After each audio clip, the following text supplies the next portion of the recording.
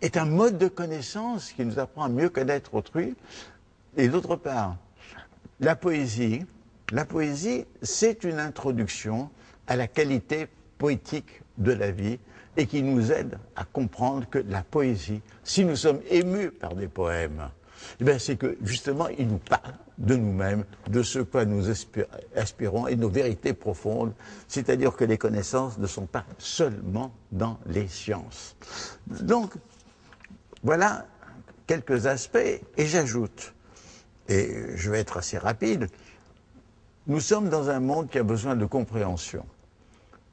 Nous avons de compréhension parce que des peuples, des individus, de cultures différentes, de religions différentes, sont désormais en contact les uns avec les autres et doivent collaborer les uns avec les autres.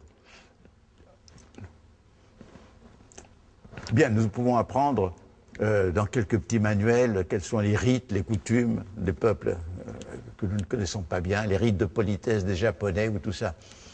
Mais nous n'apprenons pas à comprendre de l'intérieur les autres conceptions et les autres croyances.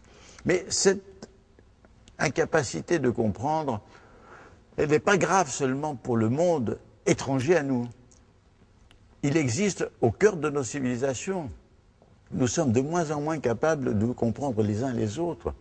Les incompréhensions au sein d'une famille, entre père et fils, mère et enfant, frère, sœur, les incompréhensions au sein d'un même travail, au sein d'une même université parfois. L'incompréhension règne sur le monde. Et comment peut-on espérer les moindres progrès si on n'éduque pas à la compréhension? Et là, excusez-moi, je n'ai pas le temps de développer, mais je pense que j'ai voulu, aussi bien dans mon livre qui s'appelle L'éthique, que dans le chapitre sur la compréhension que j'ai fait dans mon livre qui s'appelle L'essai de savoir, j'accorde une part extrêmement importante à la nécessité de développer la compréhension humaine. La compréhension comporte toujours un aspect subjectif. Quand vous êtes, par exemple, au cinéma, que vous voyez Le Parrain de Coppola, avec Marlon Brando ou Al Pacino dans le rôle d'un gangster, bon, nous voyons que ces hommes ne sont pas seulement des criminels, nous voyons qu'en plus, ils ont des sentiments pour leur famille, pour leurs amis. Ce sont des êtres complexes. Au cinéma, nous comprenons la complexité humaine. Nous voyons qu'un criminel n'est pas seulement un criminel. Dès que nous quittons le cinéma ou dès que nous quittons la littérature, nous avons à nouveau une vision schématique et nous ne voyons que des criminels, que des délinquants. Et en réalité, le cinéma, la littérature, le théâtre nous aident à cette compréhension, mais que nous oublions dès que nous entrons dans la vie réelle. Donc, nous avons besoin de développer cette partie de bienveillance qui nous permette de comprendre autrui, qui est un travail extrêmement difficile, parce que non seulement nous avons tendance toujours à rejeter tous les torts sur l'autre, nous avons tendance à le réduire l'autre à ce qu'il a de pire, et il y a aussi cette indifférence formidable qui nous fait oublier les souffrances et les malheurs d'autrui. Alors, donc, il est évident que la nécessité de comprendre comporte la nécessité de se comprendre, de savoir les mécanismes de mensonge à soi-même, les mécanismes d'égocentrisme qui nous renferment sur nous-mêmes. Il y a tout un travail absolument fondamental, et c'est ce travail qui manque. Un autre point fondamental qui est complètement ignoré dans l'enseignement, c'est le problème de l'incertitude. L'incertitude, c'est à la fois le problème personnel et global. Personnel, parce que on est, la seule certitude, c'est qu'on est mortel, mais on est tout à fait incertain sur le jour de sa mort, et en plus, on est incertain sur sa vie. On ne sait pas les maladies que l'on va avoir ou ne pas avoir. Si on décide de s'unir avec quelqu'un, on ne sait pas si on a fait le bon choix ou si on s'est trompé. Si on a pris un métier, on ne sait pas si c'est le métier qui vous convient. Autrement dit, tout destin personnel est marqué par l'incertitude. Or, on a cru pendant longtemps que le destin de l'espèce humaine, de l'histoire humaine, avait avait une certitude, c'est-à-dire le progrès. On croyait que le progrès, c'était la loi même de l'histoire et que le mieux allait arriver. Aujourd'hui, nous sommes arrivés au point où l'on comprend que c'était une illusion. Cette pseudo-certitude était une illusion. Nous ne savons absolument pas de quoi demain sera fait. Nous ne savons pas si la planète va basculer, dans d'atroces souffrances, ou si on va trouver les moyens de la sauver de tous les périls qui la menacent. Nous sommes dans le vaisseau spatial Terre est emporté à toute vitesse et par des moteurs qui ne sont pas contrôlés. La science, la technique, l'économie, le profil.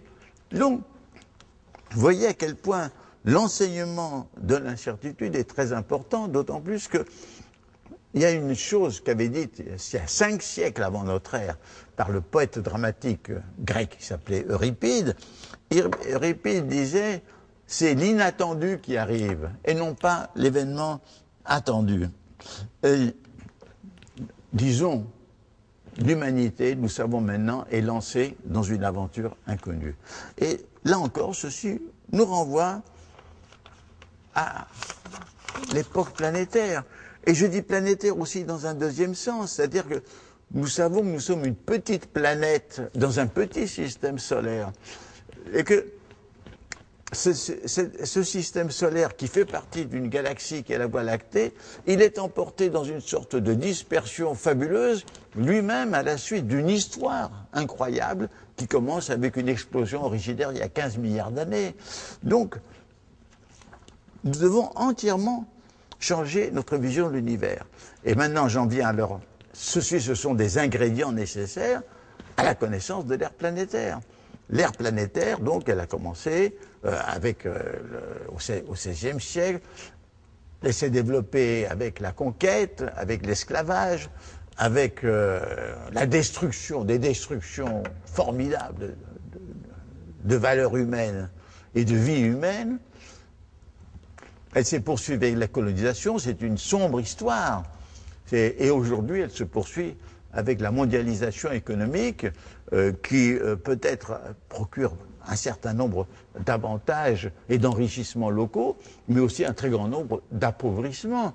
Ce qu'on appelle le développement jette dans d'énormes mégapoles des populations rurales déracinées qui vivent dans des conditions de précarité comme dans les favelas de Sao Paulo ou de Rio. Alors, comprendre la mondialisation, c'est un processus qui commence au XVIe siècle, mais seulement l'erreur, c'est de croire qu'il y a une mondialisation. Il y a plusieurs mondialisations liées les unes aux autres. Et dès le début, c'est-à-dire dès le XVIe siècle, vous avez eu des voix minoritaires, c'est-à-dire en Europe, celle de Bartolomé de Las Casas et celle de Montaigne. Bartolomé de Las Casas, réussissant à faire admettre à l'Église catholique que les Indiens d'Amérique, les indigènes d'Amérique étaient des êtres humains comme les autres et avaient une âme, ce que les prêtres ne voulaient pas admettre. Et Montaigne, disant que ceux qu'on appelle barbares, ce sont des gens qui ont une autre culture que la nôtre. Et dans son passage sur les cannibales, montrant qu'il faut comprendre les autres civilisations. Autrement dit, dès le début, vous avez eu des voix qui ont été les premières de ce qu'on peut appeler l'humanisme européen. Et cet humanisme européen qui s'est développé avec Montesquieu, avec le siècle des Lumières, avec le romantisme, avec les idées de l'international, des États-Unis, d'Europe et des États-Unis du monde,